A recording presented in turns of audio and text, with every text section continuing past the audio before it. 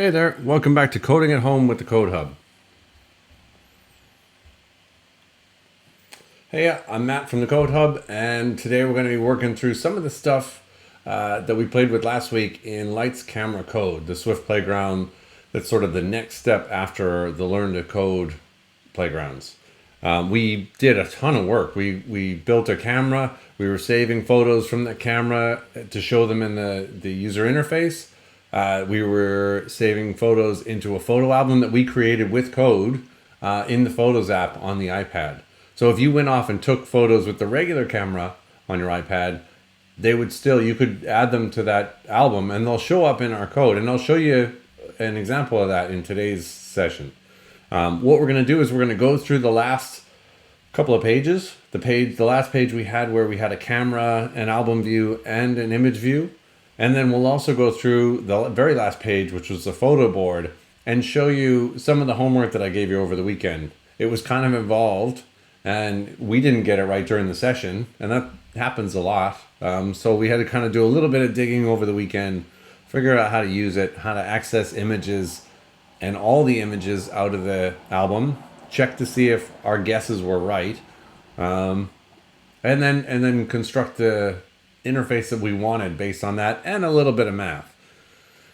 So that's what we're going to do today. At the end of this week, we're going to have our first of our look back sessions. We're going to play with Hello Byte, which is a more beginner playground. I use it a lot in classrooms during the hour of code sessions. I think it's really useful to go over that stuff as someone like you who've gone through this whole course, because you get to practice and you get to say, oh yeah, I know now, I can see how I use this in a different way, or oh yeah, this is familiar, I get this part now. Really helps drive it home. So the look back sessions ought to be fun. They'll be a little bit more interactive. Hopefully we'll have some online quizzes going on, and a little bit of chat back and forth, so we can try to help you out if you're stuck anywhere, or if you found any parts of the material so far really difficult. So that's coming up Friday. But for now, today, what we're going to do is go back to the iPad and check out Lights, Camera, Code. So let's go back there now.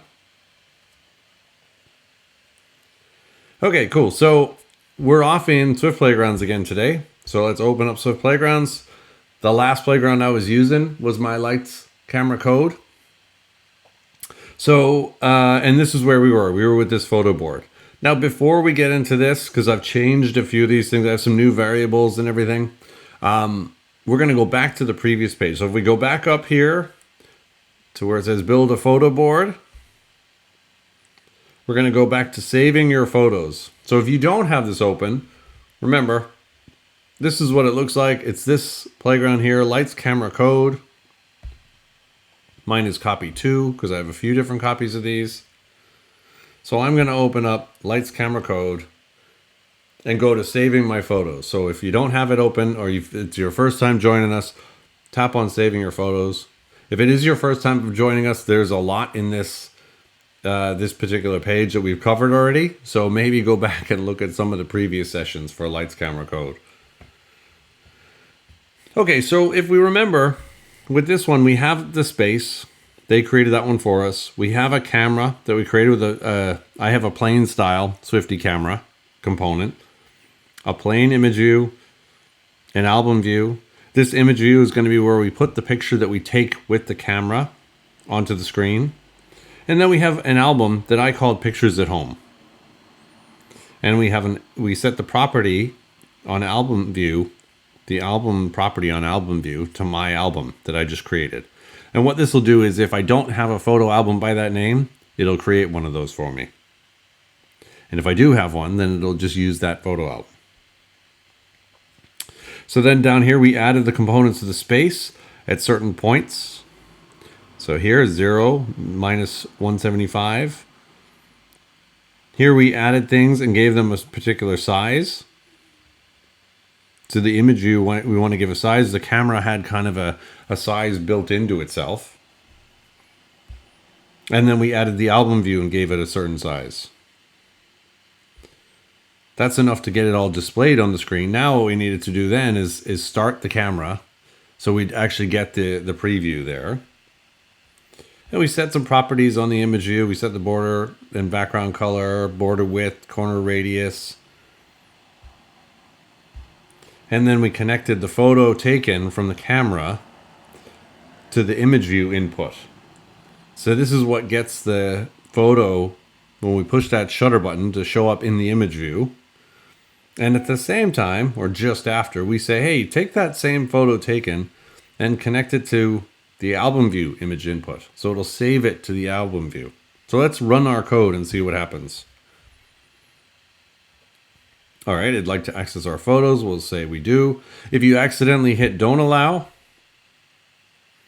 and you hit don't allow, you might need to go off to settings. So I've exited out. I'm going to go over to settings. I'm going to go down to privacy.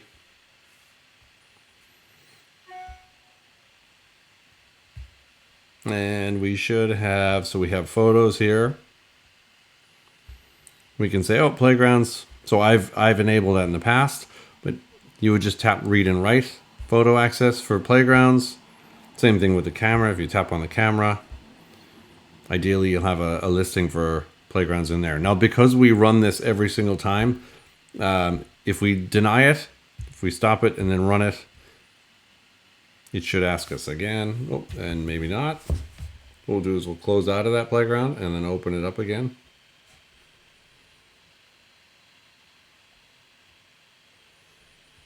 So now if we run our code, we'll get asked again, hey, do you want to give access to your photos? So just say, okay. So if you get stuck, the easiest thing to do is just close that playground, maybe visit another one, close that, and then open up the original one again. Okay, so there, I've got my thumb in front of the camera. So we've got our camera view. It's because we started it, I've got my picture there in the window. The image view is over here, and that's got nothing in it right now because I haven't taken a picture yet. This is my pictures at home album. So you can see I've got a few more pictures in the album from when I was walking around. And let's see, if I go and take a picture of whatever's nearby, that'll show up in the image view, and then it shows up in my pictures at home album as well. So that's what we've got so far. That's a huge amount of code. This is pretty intense, and this is kind of like a full-fledged app that we have here, where we're able to take the photo, preview the photo that we have, and then save it to the album view. And what we'll do with some of the further playgrounds is explore how we would turn this into our own special photo app that doesn't just mimic what everyone else has done, but maybe add some features that you like yourself. So this is all the code that we've run here. Now what we're going to do is we're going to go back to the photo board. So build a photo board. And what we did was we have the space, we set a background image for the space. We opened up our photo album. I used that same one. Now you'll recall that when we originally had this photo album, it said something like your photo album name here in capital letters. I renamed it to Pictures at Home. If you don't rename it, it'll stay the same throughout this playground. So maybe it's easier to just not rename it. Now I added some extra code here to add some image views and images. And then we also, down here, we added labels. So if you remember, we had one image up here and we had a green pin in it. And then down here, we had another image that was a little bit larger, and we gave it a text style. We gave it a font, this kind of cool Avenir Next font with a huge font size and everything. But I changed a few things. So when I run my code, I'll show you what we have now.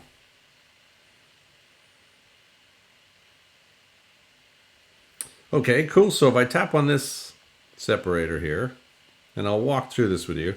So this isn't going to be super interesting if you don't have a lot of images in there. I went in and added a few more. As you can see here, I added 14 is the count of my images in my album.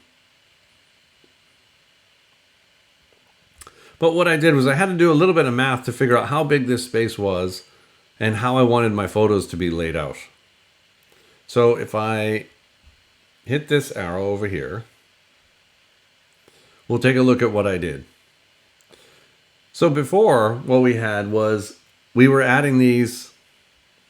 If we look over here, we were adding our image views and setting the image by hand. And then we were adding them to a specific place on the screen. And we know that it's minus 500 is this far edge on the x-axis. And then plus 500 is the far edge on this side on the x-axis. This is plus 500y. And this is minus 500y. So what I did was I said, all right, well, I want to take every album that's in my photo album. I want to loop through all of them, because we did loops for Learn to Code. And I want to place them on the screen.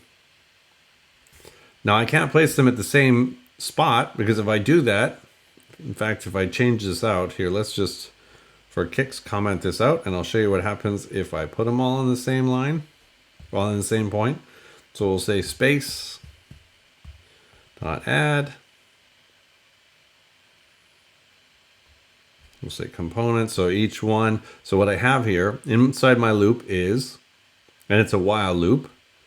If you remember, this will keep running until I, and we'll find that later, is less than, well, while it's less than the album count, it'll keep running. So once I is greater than or equal to the album count, it'll stop running. So my album count will tell me how many photos are in my particular album. Because remember, we can access them with this syntax, the square bracket followed by a number followed by another bracket. And the thing that bugged me about the previous playground was it looked great, but we had to be sure when we accessed an image that there were that many images in our album. If I put in my album and then I put 14, but I didn't have 15 images inside my album, I would get a crash. So I didn't want that to happen. So I said, well, it'd be nice if I knew that the number that I'm trying to access here in my array was less than the number of items in my album. Hopefully that makes sense, because that's the last thing that we covered in Learn to Code. You remember, we have these arrays. We can access them by their index, which is 0 to the number of items in the array minus 1, because we start at 0. So if I had 3 apples, it would be 0, 1, 2. My third apple would be 2, right? So what I'm doing is I'm saying, all right, I'm setting up a new image view because I want a new image view for each image. I'm going to add it to the space. So I'm going to add my image view to the space. I also assign the image property on my image view to the image from my album. So I'm going to add them to a point. So let's add them to a point with an X and Y. And let's just put them in the center for now, which is 0, 0, right? That'll be right dead center in the middle of the view. And then we'll make them all a size of 200 by 200. Oops, it would help if I used the right constructor in here.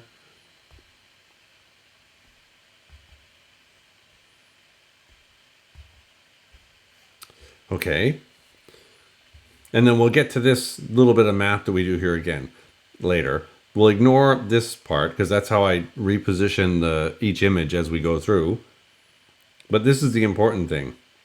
So if I left this line empty, I would get a crash, or I wouldn't, I'd just be stuck in an infinite loop because I would never change. So I would start out as 0 because I defined it here as 0. So I would always be less than the album count unless I had no images in my album. So in fact, if I comment that out, and remember these comments, these 2 slashes at the beginning just mean that Swift is not going to run any of this code. It'll run all the rest of this. Any of this stuff in green here, it won't run. So let's run my code.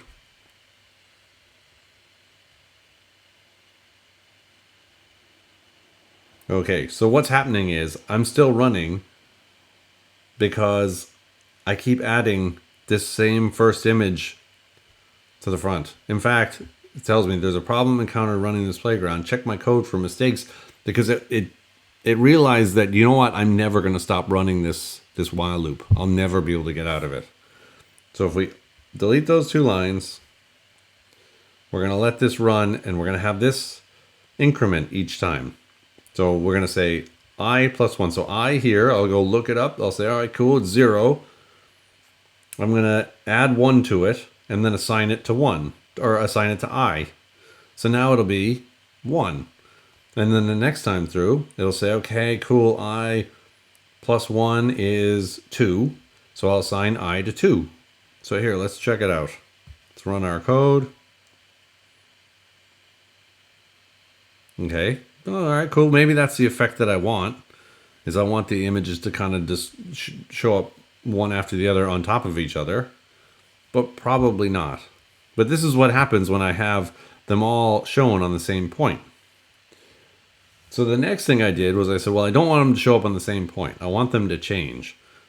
I know that they're 200 pixels wide and they're 200 pixels high. And I kind of want them to start up here. So what's this up here? That's minus 500 plus 500. Okay, well, if I put them at minus 500, and here, let's try that out. We'll do minus 500 is the X, and then for the Y, we'll do 500. And we'll see. Now they're all gonna, because it's the same point every single time, they'll all show up in that same corner. So let's hit run my code. We'll expand this so we can see it. Okay, well, look what happened. Because it's using the center of my image view as the point, it's showing a bunch off screen. So this is where I had to do a little bit of math. And it might even help you to go and say, let me open up notes, to say, do you know what? I need to draw this out. So what I need to do is I need to grab a pen and paper, and here's my grid. I have a square in here. I know it's going to be 200, forgive my handwriting, by 200. This is going to be 500 by 500.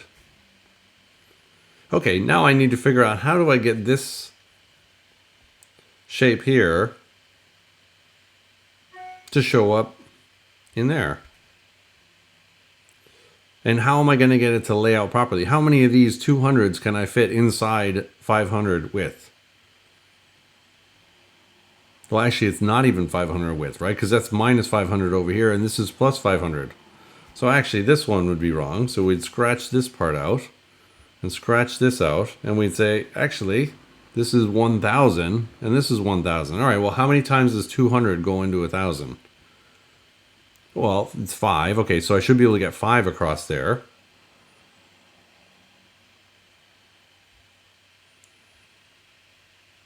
So, but maybe I don't want them. Let's try doing 5 at a side. So let's back out of this. And let's open up Swift Playgrounds. I'll bring back my code.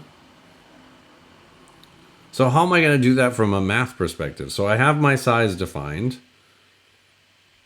I don't want them to start quite there. I probably want to have it start half of 200 over, right? So I'd want to have it start at minus 400. And hopefully you get Y. And if you don't, what I would do is I would grab a piece of paper or notes if you want, and say, well, I have this thing over here. If I cut this in half, what's this going to be? That'll be 100. So then what that'll do is that'll put the point somewhere over here, so that then my box will draw like this. Now I need to do the same thing this way. So that'll be 100 on either side too. All right, so that's cool. So I can go back to Swift Playgrounds and say, all right, so the Y shouldn't be 500. It should be 100 less. So let's try this. Let's go look up in the corner again. Okay, that's cool. That looks like it fits exactly in my corner. So that's good. I'm happy with that first starting point. Well, let's open up my code again. But now I need to move it over. So I'm happy with the size.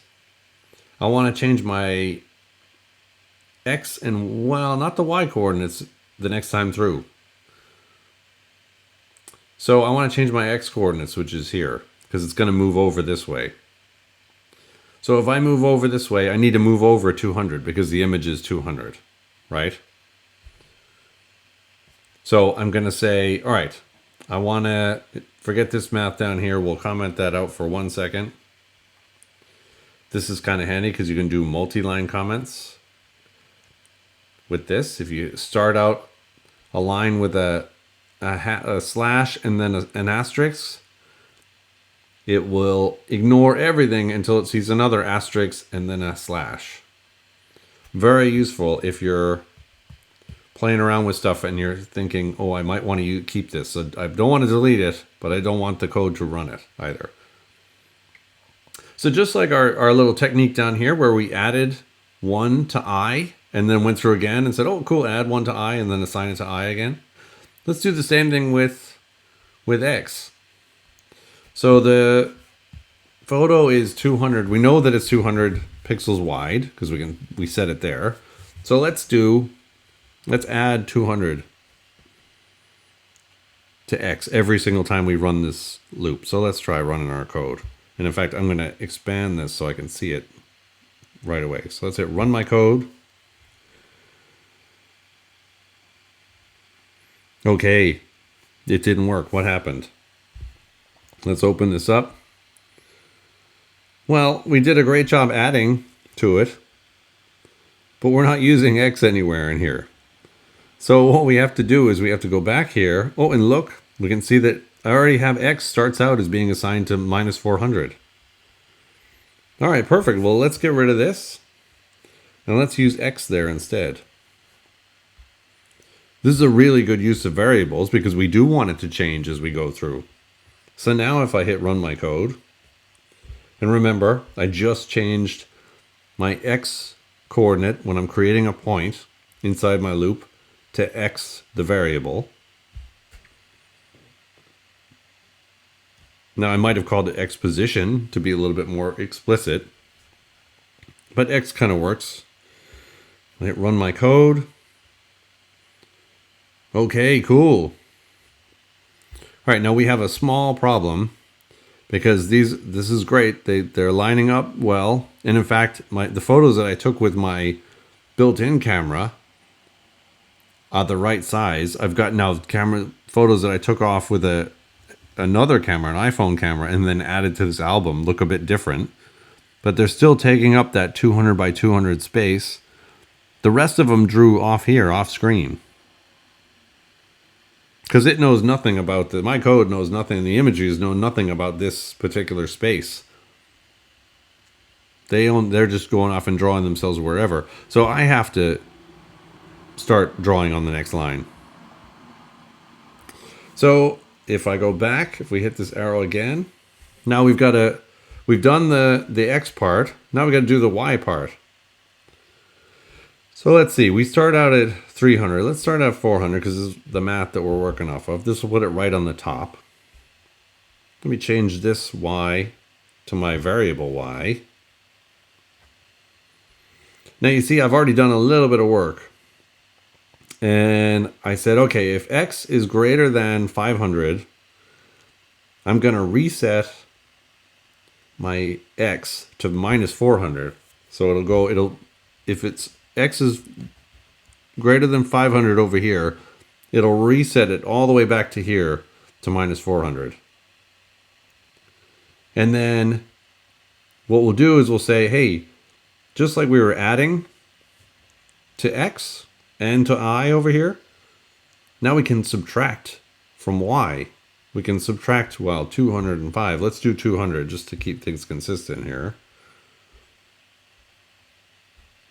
Now, this is commented out, so let's delete the comment. Okay, so now I have a little bit of logic inside my loop that says, hey, when you come through, you're going to add the image view to the space. And then you're going to check and say, hey, if x is greater than 500, reset x back to the beginning. So minus 400. So it'll come all the way back to this edge. And then at the same time, move y down by 200 pixels. So let's open this up and let's try running this.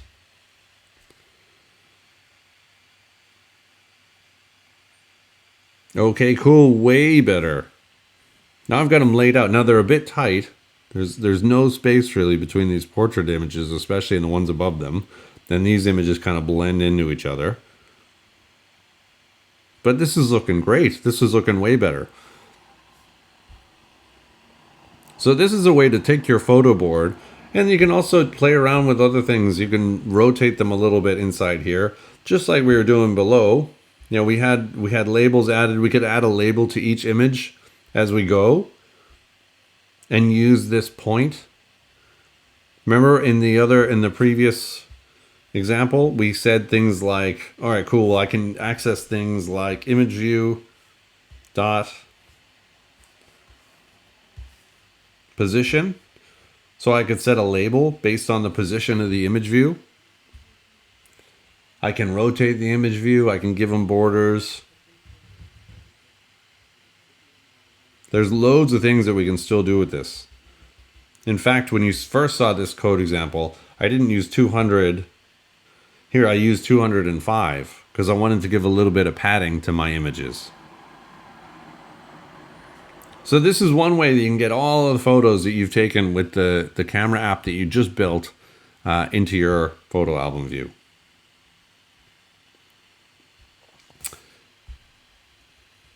And then, of course, we added our own labels with these type of values, like our text style, which we can specify a font name. And remember, it's just a dot followed by any one of these. The autocomplete bar will give you a bunch of options. Now, if I try typing in one,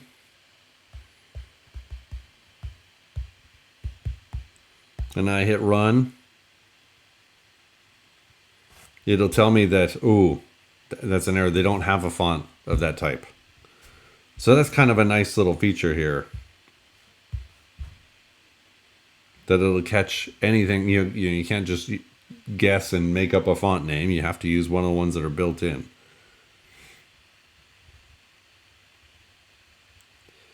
So that's it. This is it for our photo board. This is definitely worth playing around with. I would love it if you spent some time this Bank Holiday Monday playing around with your photo board. Maybe go out, take a couple photos if it's nice where you are. It's beautiful out here today.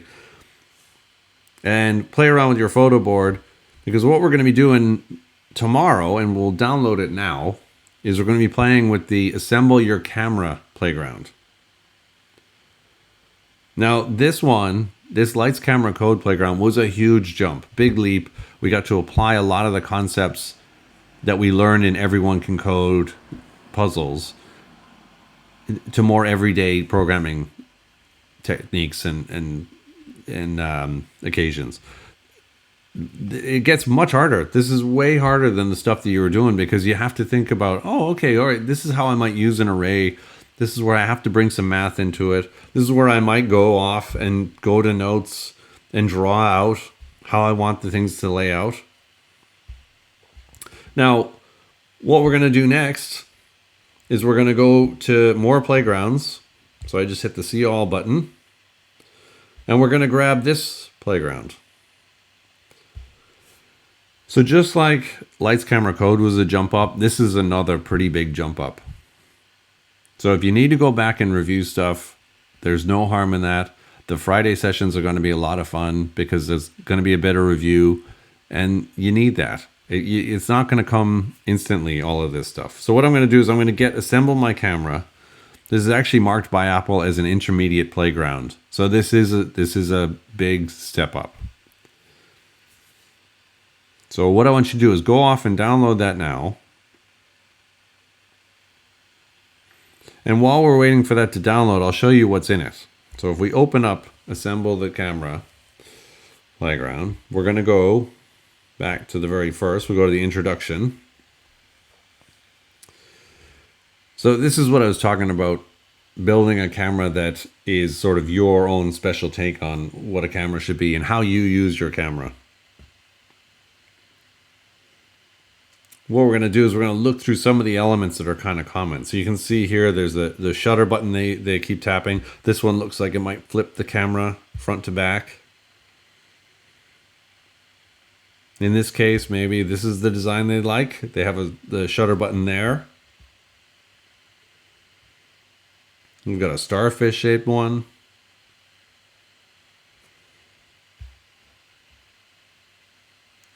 So what we're going to do is we're actually going to design our own camera. So your homework for tomorrow, or you can do it during tomorrow's session, is to think about the different elements that make up a camera. And we'll touch on them very briefly here, but we'll go back over this tomorrow.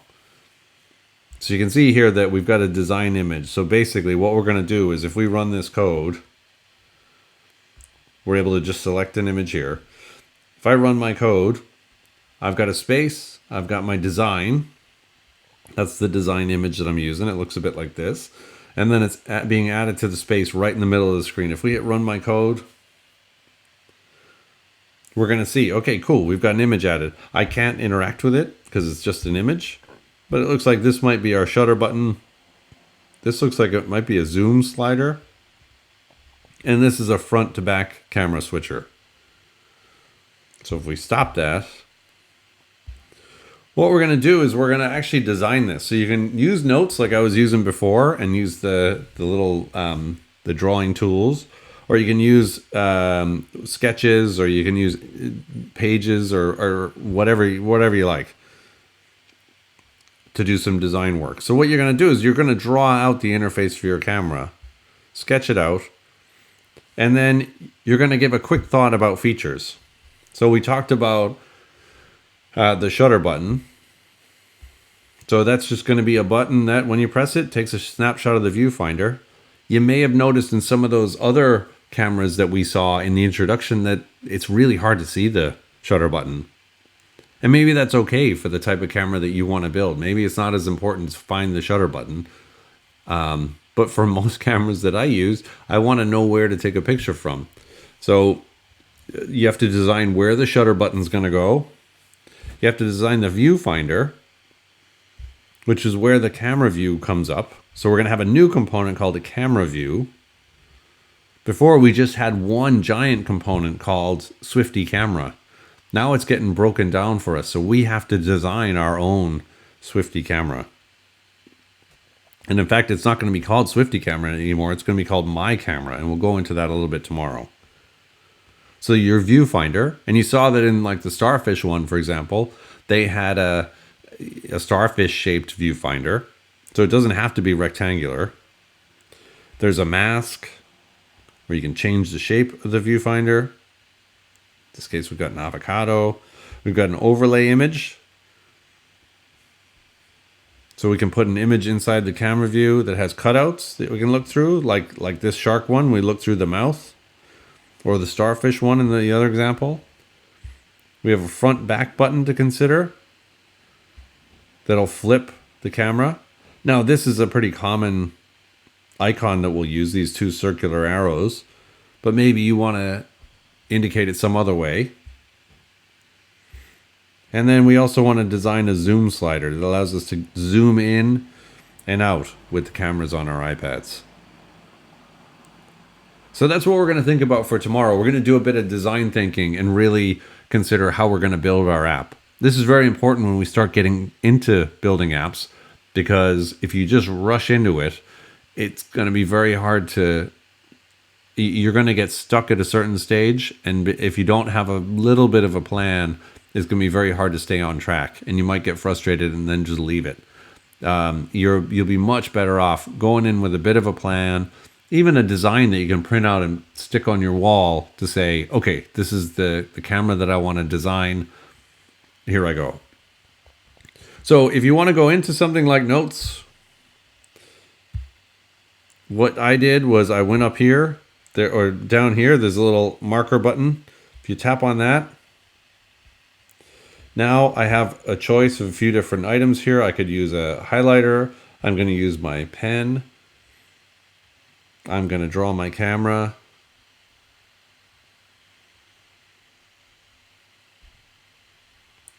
This looks like the front of the camera, but maybe that's what I want.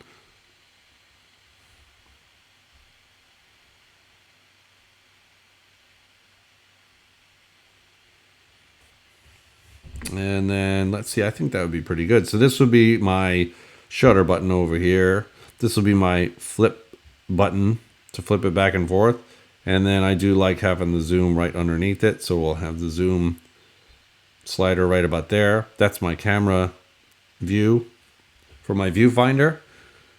So draw out yours. Listen, you're going to be more artistic than I am. This is probably the height of my artistic abilities. Let's see what you come up with. And that's what we'll work on for our Assemble Our Camera playgrounds. All right. Thanks for joining me. We'll see you tomorrow, and good luck.